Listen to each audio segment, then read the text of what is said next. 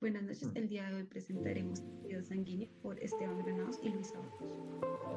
Introduction. Blood tissue is characterized by being made up of blood.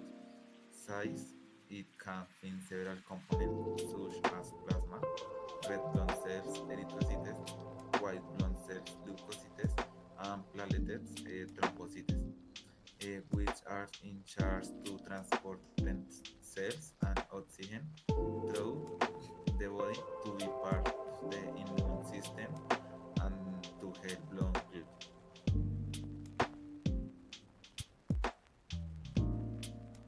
Como objetivo general, tenemos conocer la composición, función y estructura y clasificación del tejido sanguíneo.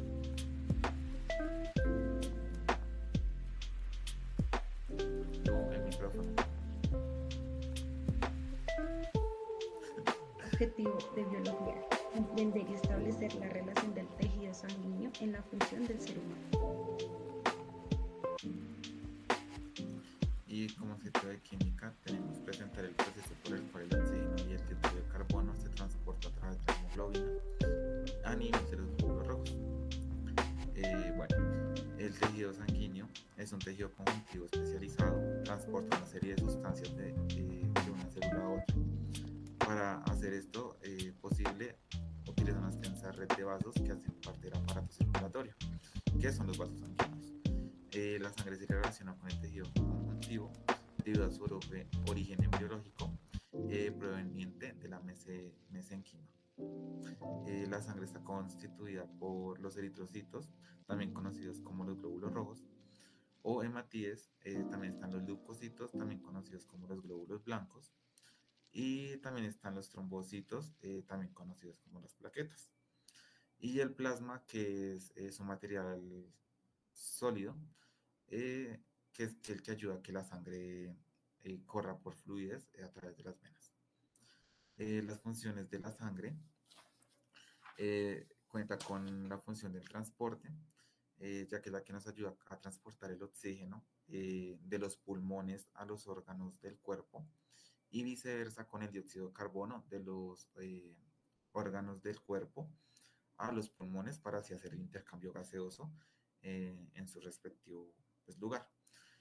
También nos ayuda con la regulación, nos ayuda a mantener la homeostasis en todos los líquidos corporales. Y también nos ayuda a regular el pH de las sustancias sanguíneas. También nos ayuda a regular la temperatura corporal debido a que el agua que contiene el plasma se ayuda a absorber el calor y asimismo pues a enfriar la temperatura corporal que tenemos.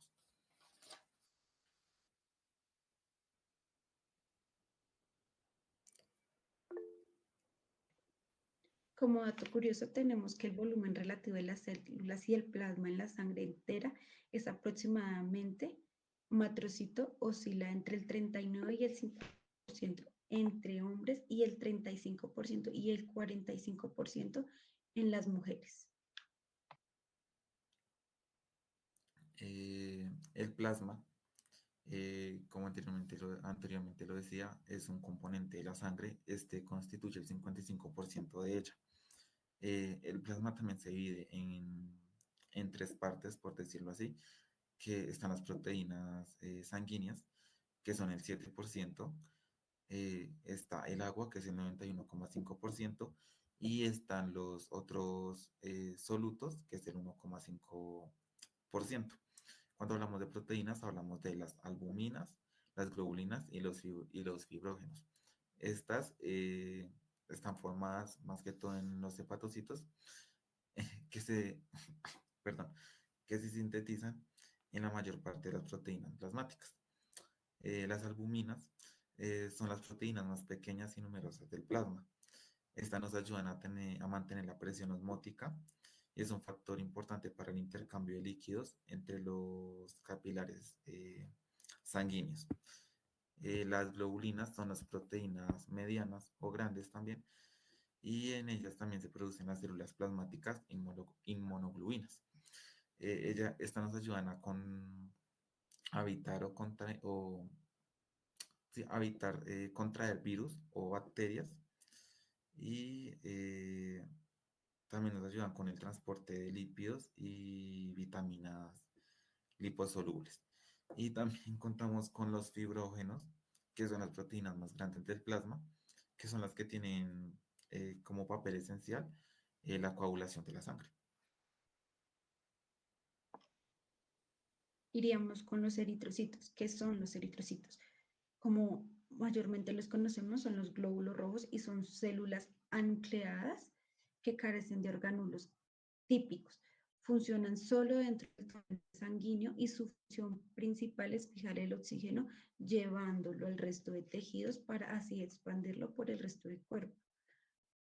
Dos proteínas importantes en los eritrocitos, los cuales son la proteína integral de la membrana, la cual en la, se encuentra ubicada en la bicapa lípida, como lo es la glucoforina, que desempeña en la adhesión de la red de proteína, y la segunda sería la membrana de la proteína banda 3, la cual su función es adherir o fijar la hemoglobina. La segunda se llama la proteína periférica, la cual se encuentra ubicada en la superficie interna de la membrana.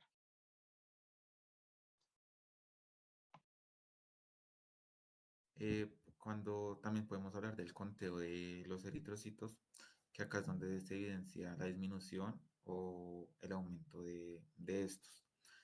Cuando se ve una disminución de eritrocitos, esto quiere decir que el paciente está presentando una enfermedad o una falla en su sistema circulatorio, especialmente en sus glóbulos rojos. Cuando se ve la disminución, se evidencia una anemia. Eh, Esto también tiene que ver mucho con lo que es el hematocrito, que es un examen que mide la cantidad de sangre, especialmente o específicamente los glóbulos rojos. En los hombres está entre 40,7 al 50,3 y en las mujeres está del 36,1 al 44,3. Y la hemoglobina es la que nos ayuda con el transporte del oxígeno y su rango normal es del 12 a 18 gramos. Puede ser entre hombres o mujeres. Los índices de eritrocitos, normalmente son 4 índices de eritrocitos que están incluidos en el hemograma. Eh, Estos se refieren al tamaño de glóbulos rojos de la sangre, la hemoglobina corpuscular media, que muestra la cantidad de hemoglobina en el eritrocito, concentración media de hemoglobina corpuscular, que ofrece el porcentaje de la concentración de hemoglobina en el eritrocito promedio, y la amplitud de la distribución de los eritrocitos, que muestra si los eritrocitos son todos iguales o si tienen diferente tamaño o forma. Tenemos dos padecimientos importantes, la primera se llama esferocitis hereditaria, en el cual consta que la membrana plasmática de los eritrocitos tiene puntos de anclaje, lo que las hace defectuosas, generando que se desprenda el citoplasma del mismo. La segunda se llama eliptocitis hereditaria, en la cual la proteína de la banda 441 está defectuosa. ¿Qué pasa con ellos? No se recuperan del daño ni de la deformación, sino que con el tiempo van a surgir alargamientos. Eh, ¿Qué se puede decir de los eritrocitos? Que contienen hemoglobina, que es una proteína especializada en el transporte del oxígeno y del dióxido de carbono. ¿Qué es la hemoglobina y para qué sirve la hemoglobina? Esta fija exactamente el oxígeno en los pulmones y después la transporta por el sistema circulatorio llevándole por el proceso completo para hacer su reciclo. Tenemos varios tipos de hemoglobina, como, como lo vamos a explicar a continuación. La primera hemoglobina se llama la hemoglobina HbA, que tiene mayor prevalencia en los adultos. La hemoglobina HbA2, que está compuesta por dos cadenas alfa y dos cadenas delta, constituye el 1.5 de la hemoglobina de los adultos. Seguimos con la hemoglobina HbF, contiene dos cadenas alfa y dos cadenas gamma. ¿Qué sucede con esta hemoglobina? Que comprende el 1% de la hemoglobina de los adultos y esta es la principal, la primera exactamente que se produce a nivel fetal.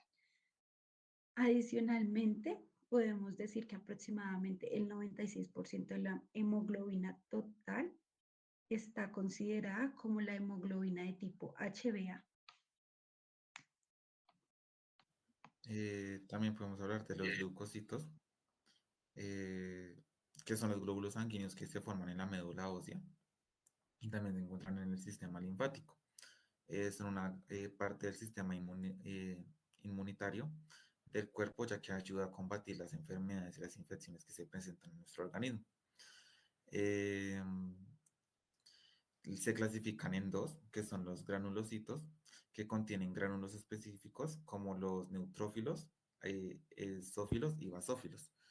Y también contamos con los agrunalocitos, que carecen de gránulos específicos también, y ambos poseen una pequeña cantidad de gránulos inespecíficos azufóricos que son lisosomas. Los leucocitos se componen de neutrófilos, que se caracterizan por las múltiples lobulaciones de su núcleo, que contienen tres tipos de gránulos. Los gránulos azurófilos, que surgen en el inicio de la granulopóyesis y aparecen en todos los granulocitos, así como los monocitos. Y los linfocitos contienen mieloperoxidasa, que se ve como un gránulo fino y ayudando a la formación del hipoclorito y de cloraminas. Contienen proteínas ciatónicas y funcionan de forma análoga a los anticuerpos. También están los gránulos específicos, que son los más pequeños, contienen diversas enzimas, así como activadores del complemento y otros péptidos antimino, antiminocrobianos. Y los gránulos terciarios, que se clasifican en dos, que son las fosfatasas y los metaloproteinasas, como colagenasas y gelatinasas. Cuando se habla de un conteo de leucocitos, también queremos decir como la variación que se da cuando aumenta o disminuyen estos en el sistema inmunitario. Cuando se ve un aumento de los leucocitos, queremos decir que se está presentando una infección en nuestro cuerpo y lo que hacen los leucocitos es atacar o evitar de que esta infección se transmita a más partes de nuestro cuerpo. Y cuando se ve una disminución de ellos, es que una enfermedad ya más potente, por decirlo así, está atacando ya como tal a los mismos leucocitos que los está destruyendo. Una enfermedad podría decirse que es el VIH o hasta el SIDA, que ya es una infección mortal. Y para complementar lo que dice Juan, también tenemos dos enfermedades, las cuales no son tan reconocidas, pero se han venido desarrollando, la cual una de ellas se llama la enfermedad granulomatosa crónica. Y lo que pasa con esta enfermedad es que uno de los complejos de NADPH de oxidasa se ha mutado o completamente se encuentra ausente. Otra de las enfermedades se llama la enfermedad del X91. ¿Qué pasa con esta enfermedad? Esta enfermedad sufre una mutación en uno de los genes y este gen afecta el cromosoma 7 que codifica la proteína 47. Seguiríamos con los eosin, eosinfilos y estos son principalmente de envoltura nuclear y el citoplasma contiene dos tipos de gránulos. Los específicos, que ya como sabemos son los grandes, los alargados, los abundantes, los azurofilos y los azurofilos, perdón, que ellos son los membranosos y están un poco más representados por el eonosilófilo. Estos mismos se desarrollan en la médula ósea y se liberan en la misma médula ósea, circulando en la sangre de forma periférica y migrando a los tejidos conjuntivos.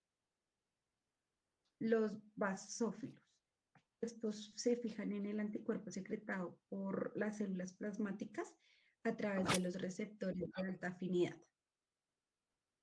Ahí seguiríamos con los linfocitos. ¿Qué son los linfocitos y cómo se dividen? No son consideradas células porque no están terminalmente diferenciadas y cuando se estimulan pueden llegar a sufrir diferentes divisiones, así estén terminando su proceso. Los linfocitos pueden salir a la luz de los vasos sanguíneos hacia el tejido y posteriormente recircular a los vasos sanguíneos. Esa es una de las principales funciones de los linfocitos. Los linfocitos tienen una subdivisión y en ella se puede observar que cada una cumple una función en específico, pero lo que tienen en común es atacar virus y células contaminadas. Entonces, la clasificación de los linfocitos empezaría con la linfocitos CD8T, que esta es la encargada de como de sensibilizar, se podría decir, o de una forma más clara se podría decir que reconocen los antígenos y las células infectadas. Los linfocitos TCD4, o más conocidos como los linfocitos cooperadores, son los más decisivos, ya que tienen la respuesta inmunitaria a la infección. Tenemos los linfocitos T reguladores, que son una población que tiene mayor influencia con las células del sistema inmunitario. Tenemos los linfocitos T, gamma delta, que no recirculan entre la sangre ni tampoco en el sistema linfático. Tenemos los linfocitos B, que participan en la producción de anticuerpos circulantes. Y por eso tenemos los linfocitos NK, que son los encargados específicamente de destruir las células dañadas por algún tipo de virus e incluso atacar células tumorales. También encontramos los monocitos, que estos son es el grupo más grande o pues la composición de ellos es la más grande que se encuentran en los leucocitos.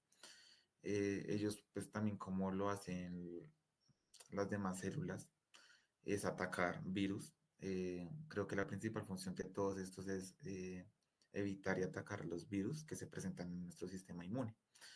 Eh, el núcleo del monocito posee típicamente una escrotadura más pronunciada que el linfocito.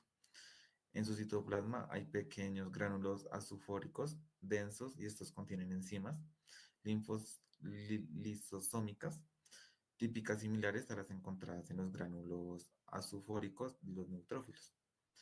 Eh, pues como para complementar un poco, también cuando se ve el conteo de leucocitos, este también se puede evidenciar un aumento o una variación de sus valores normales cuando una mujer gestante ya está en proceso de parto. Los leucocitos aumentan para evitar así de pronto una infección que se pueda presentar durante el parto. Eh, También podemos hablar de los trombocitos, que son pequeños fragmentos citoplasmáticos limitados por una membrana anucleada que derivan de los megacaritocitos. Eh, en la formación de las plaquetas aparecen múltiples conductos de demostración plaquetaria en las regiones periféricas del mega, mega, megacariocito que separan pequeñas porciones del citoplasma. Y la membrana que reviste estos conductos se origina por invaginación de la membrana plasmática. Por lo tanto, los conductos están en comunicación en el espacio extracelular. El desarrollo y la función constante de las membranas de demarcación plaquetaria determinan que los fragmentos citoplasmáticos se separen por completo para formar las plaquetas individuales.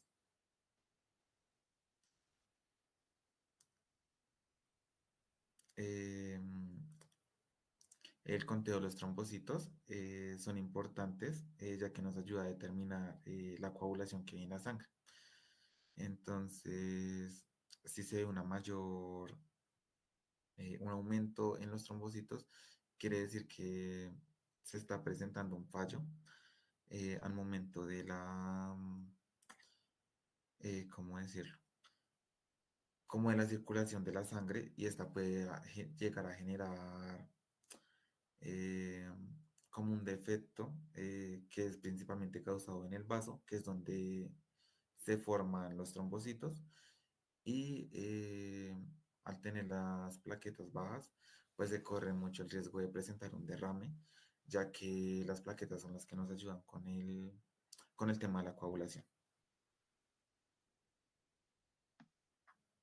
Siguiendo el tema, podríamos hablar de la formación de las células de sangre o como las reconocemos como la hematopoiesis. ¿Qué sucede en la hematopoiesis? Las células sanguíneas tienen cierto tipo de vida limitado. Se producen y se destruyen de manera muy continua y repetitiva. Esta misma se encarga de tener un nivel constante de los diferentes tipos de células que hay en la sangre periférica. En el adulto, a diferencia de un neonato o de, una, de, un- de alguien en estado de gestación, en el adulto el granulocito, el monocito y las plaquetas se forman completamente en la médula ósea roja. La hematopoiesis se forma en las primeras semanas del desarrollo embrionario. La hematopoiesis consta de tres etapas primordiales, ¿sí? Entonces, lo primero realmente sería tener claro que durante la vida fetal, los eritrocitos como los leucocitos se forman en varios órganos antes de llegar a la diferenciación de la médula ósea. La primera fase se llama la fase del sacobietileno. Esta se inicia en la tercera etapa de gestación y consta de que en la pared del saco bietileno se va a formar el histole sanguíneo. ¿Qué sucede en la segunda fase hepática? Como se reconoce, ocurre un desarrollo fetal y los centros hematopoyésicos ocurren en el hígado. Siendo así, el hígado es considerado un órgano hematopoyético fetal principal durante el segundo trimestre de embarazo. La tercera etapa se llama fase medular ósea, en la cual ya está ocurriendo en la médula ósea como tal y empieza durante el segundo trimestre del embarazo.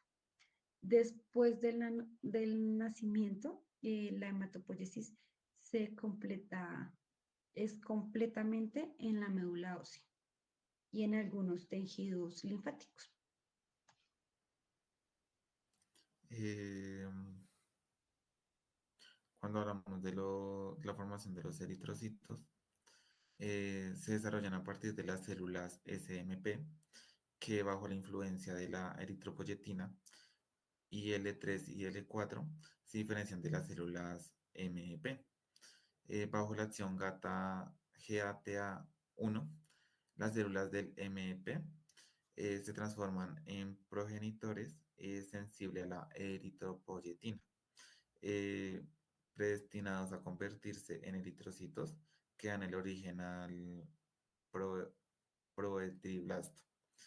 Y el proetriblasto contiene un gran núcleo esférico con uno o dos núcleos visibles.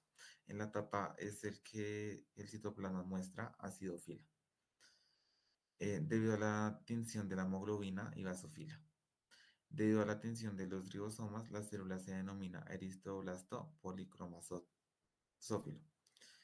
La próxima etapa de la eritropoyesis es la eritroblasto ortocromatófilo o normoblasto. Esta célula tiene un pequeño núcleo compacto e hipercromático. El citoplasma es eosífilo debido a la gran cantidad de hemoglobina. Solo es apenas más grande que un eritrocito maduro. En esta etapa el eristoblasto ortocromático ya no será capaz de dividirse. El eristoblasto ortomático pierde su núcleo al expulsarlo de la célula, Así entonces, listo para pasar a los sinusoides sanguíneos de la médula ósea roja. Algunos poliribosomas que todavía pueden sintetizar hemoglobina se mantienen en la célula. Estos poliribosomas imparten una ligera basofila a las células de otro eosinófilas.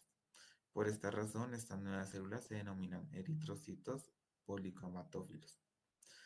Y los poliribosomas de los nuevos eritrocitos también se pueden demostrar con tensiones especiales que hacen que los poliribosomas se agrupen y formen una red reticular. En consecuencia, los eritrocitos policromatófilos también son llamados reticulocitos. Un dato importante, Juan, sería que los eritroblastos tienen aproximadamente una vida de 120 días y después de 4 meses de vida son considerados como eritrocitos viejos. Además de esto, tardan aproximadamente una semana para que el eritroblasto basófilo recién formado llegue a la circulación.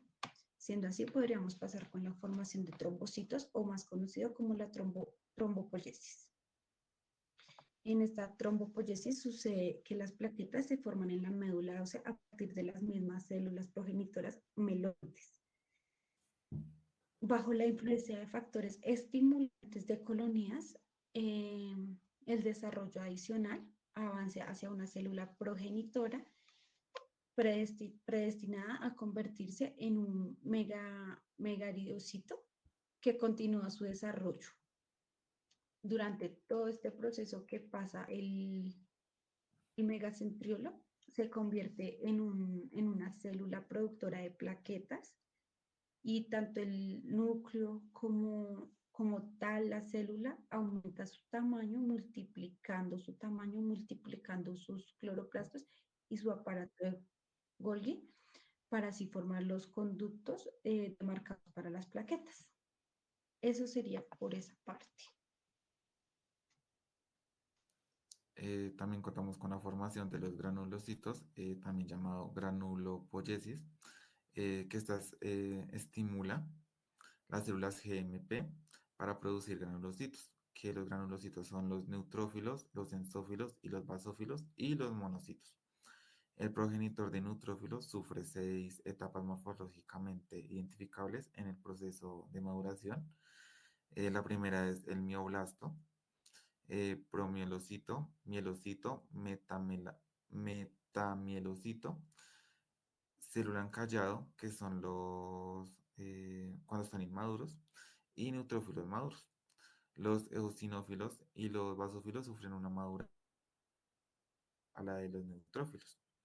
Cuando las células GMP son inducidas, se diferencian a progenitores en eosinófilos y por último maduran hasta convertirse ¿en qué era? En eosinófilos. Y la formación de eh,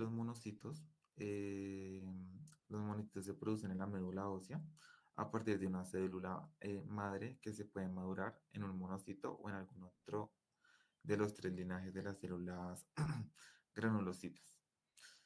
Además, la célula da lugar a las células dendríticas. La proliferación y diferenciación de la célula CMP es una célula GMP, predestinada a esta controlada. La transformación de las células MOP en monocitos tarda alrededor de 55 horas y los monocitos permanecen en la circulación cerca de 16 horas antes de emigrar hacia los tejidos donde se diferencia. Bajo la acción en en macrófagos tisulares. Su vida útil posteriormente aún no se entiende por completo.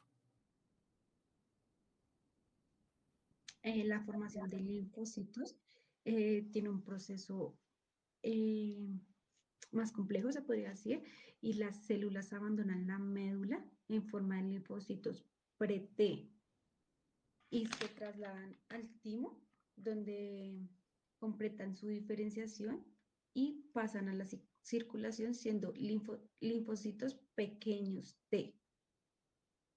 Y siendo así, luego se van a formar células maduras y estas constituyen el 30% de todas las células nucleadas en la médula ósea.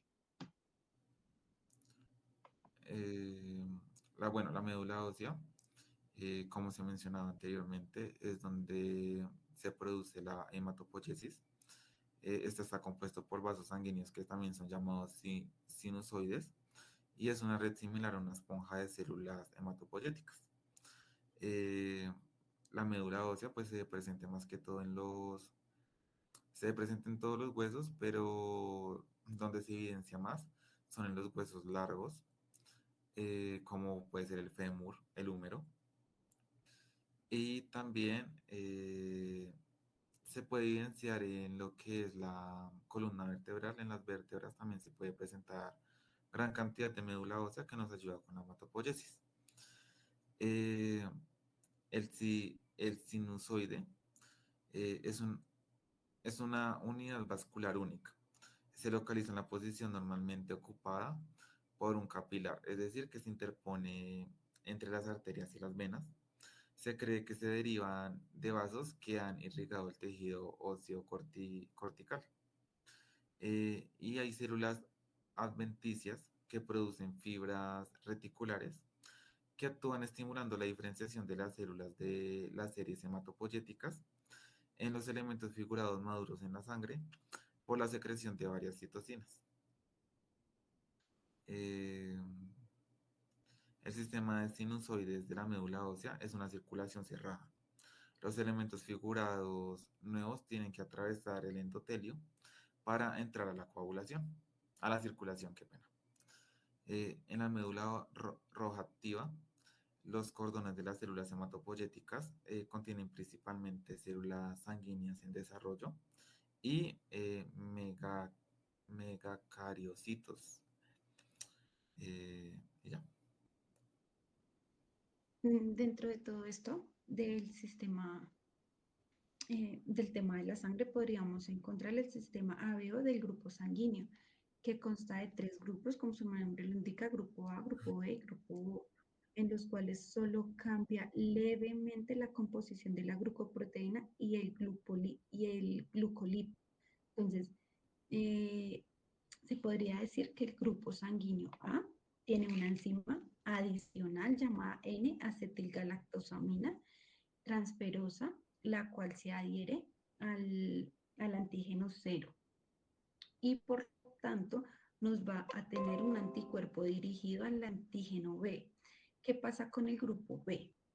El grupo B tiene una enzima galactosa transferasa que añade galactosa al antígeno cero y posee un anticuerpo al antígeno A, que está, o sea, va a estar dirigido siempre contra de él. Existe el grupo sanguíneo AB, que posee las dos enzimas, como son la galactosa transferasa y la N-acetilgalactosamina. No poseen anticuerpos dirigidos a ninguno de los dos antígenos, ni al A ni al B, y son receptores universales de cualquier tipo de sangre. Tenemos el grupo sanguíneo O. Este grupo sanguíneo carece de ambas enzimas y poseen anticuerpos B-séricos y antiacéricos en su suero y no tienen grupos antígenos ni A ni B. Ellos son emisores y receptores a nivel mundial y universal de sangre. También contamos con el sistema RH del grupo sanguíneo, que se basa en el antígeno Reus, que en los seres humanos está definido como por un polipéptido RH30 transmembrana no glucosilado de 40 kDa que comparte sitios antígenos con eritrocitos de monorhesus y el polipéptido RH30 es un componente más grande que de proteínas integrales de membrana eritrocítica que incluye glucoproteína, RH50. Eh, Estos expresan muchos sitios de antígeno en su dominio extracelular. Solo tres de ellos, antígenos DSIE, tienen importancia clínica.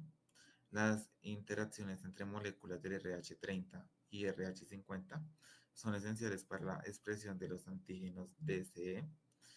Y esto pasa en una persona que posee solo uno de estos tres antígenos, es clasificada como RH positivo, que es el más común pues, en la sociedad, por decirlo así. Y los tres antígenos estimulan la producción de anticuerpos anti-RH en individuos que carecen de los mismos antígenos. Eh, Algo que podría pasarnos si tenemos un paciente diabético con la hemoglobina. Estos pacientes normalmente su nivel de hemoglobina es bastante concentrado y hay un mayor aumento.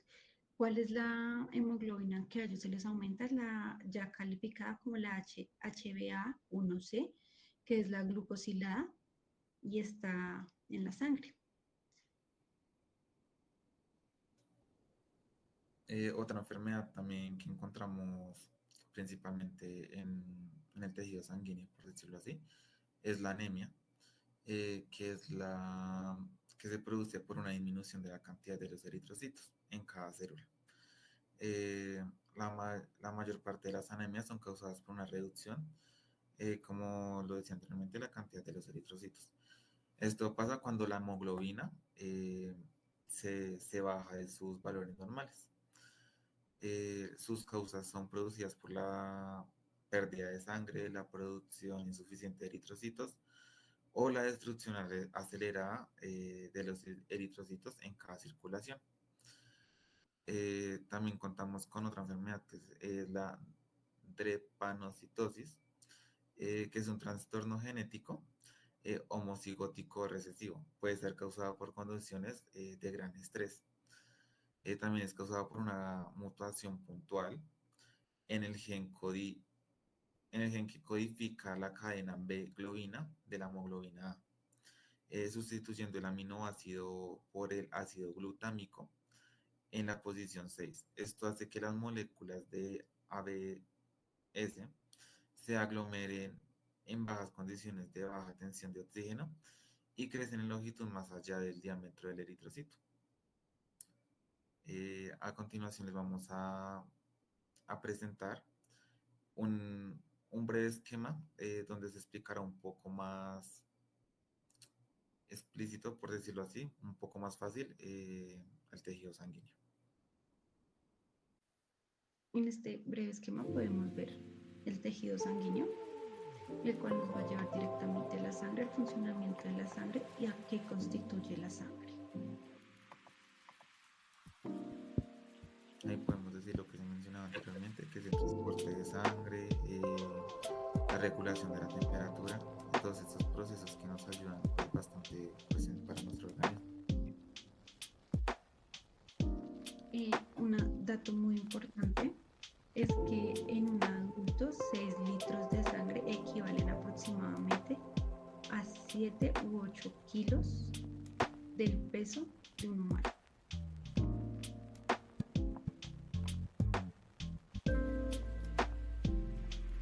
Por la parte de abajo encontraremos el funcionamiento de la médula ósea,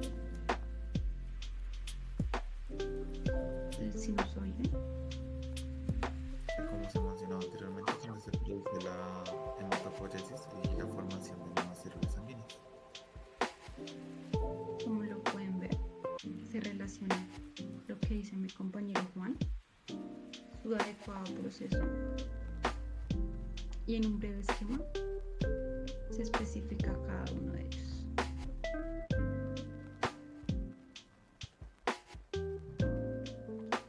Yéndonos más hacia la parte externa, podremos encontrar todo lo que compone la hematopoiesis.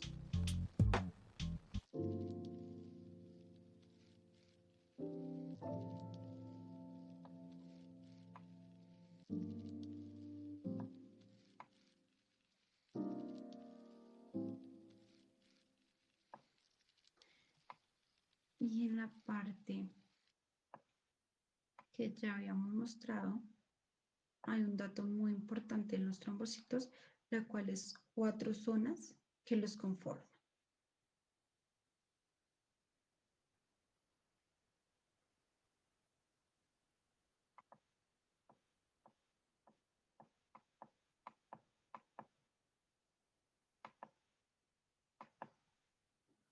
Siendo así, este sería nuestro proyecto PIA. Muchas gracias. Muchas gracias.